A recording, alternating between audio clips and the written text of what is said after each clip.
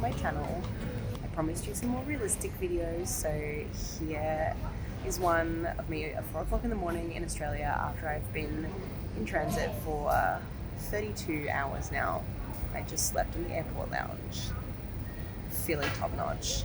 But I thought I would share with you guys what I ate on this trip, because being gluten-free and vegan can be really tricky to find things to eat. I had a lot of luck. I flew with Cathay Pacific, so for the first time a flight company, airline, that's the word I'm looking for, an airline remembered that I made a special order and actually brought me my meals, which literally never happens. Every time I get on the flight, they're like, oh, we don't have your special menu item.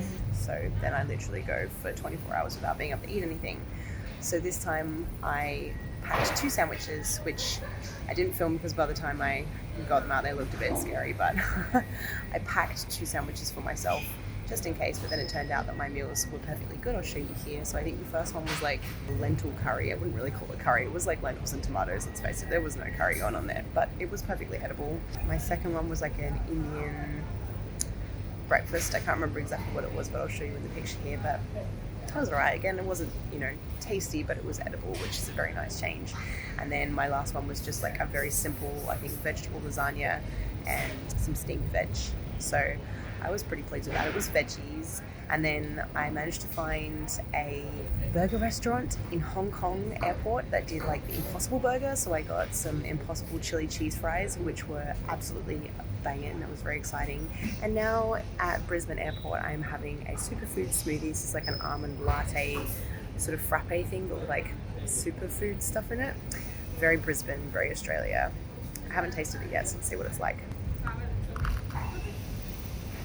It's good.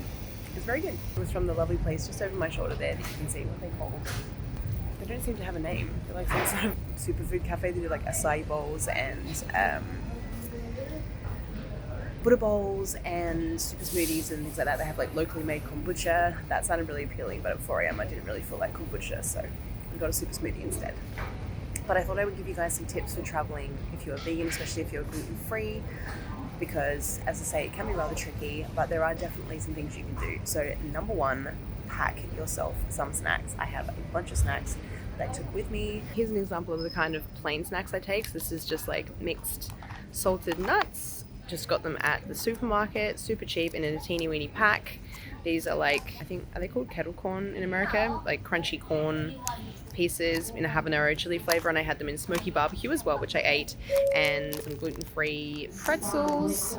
And I did also have 2 bars of Vego chocolate. I got the white chocolate and the hazelnut milk chocolate, which were delicious, and inevitably, of course, I ate that. But these guys I'm gonna save for my return trip in case I don't have anything to eat. Actually, I'm a little bit peckish, so I may even eat some of these now. But to me, it doesn't really matter if I don't eat them because I can take them on the return flight. So I recommend keeping the snacks you pack as like your last resort thing to eat. That way you've always got something on hand and you never run out and go hungry. And then whenever I stopped in an airport, I ate something. So before I got on my flight, I ate something at the airport to make sure I was already full when I got on the plane, just in case the first meal they served me was not something I could eat or they forgot my menu order. And I recommend doing that at each airport because it's going to be easier to eat in the airport than it is on the plane, obviously. Even if you pack something, I would always recommend eating something at the airport, and then your packed lunch being like your last minute savior if you really need it. Just remember to eat it before you get to your destination or they will throw it in the bin at customs. My second tip is Google is your friend. Someone will definitely have written a vlog or a blog about your destination and the airports you're going to and eating vegan. So I literally, upon arrival in Hong Kong, Googled vegan food, Hong Kong airport, and there was a great blog online that recommended I go to the burger place that I got the Impossible fries from.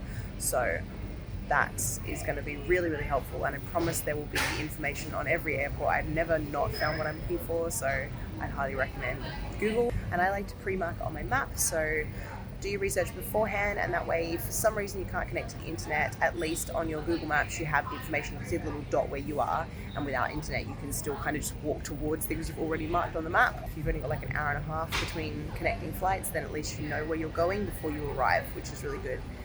Especially if it's in an airport where you don't speak the language and you don't know where you're going, you haven't been before, I'd highly recommend, Googling and saving those as like want to go little places or starred things on your map. So those are my tips, guys. I know it's not a very long video, but I thought maybe it would help someone. And I think packing for a trip, like if you have allergies or you're vegan or vegetarian or have some sort of like dietary requirement, can be quite tricky. So these tips kind of apply regardless of what the situation is. It's just like doing your research and packing your own snacks, and then whenever you have an opportunity to eat something, taking that opportunity and keeping your snacks as your backup. They're my tips, guys. Anyway, thanks for watching. I hope you enjoyed the video, and if you did, don't forget to give a thumbs up, subscribe, and click that little notification bell so you know when my videos come out. Come and follow me on my Instagram. Join us in the Veggie Tips Tricks Facebook group. We would love to have you, and I will see you in the next video. Bye!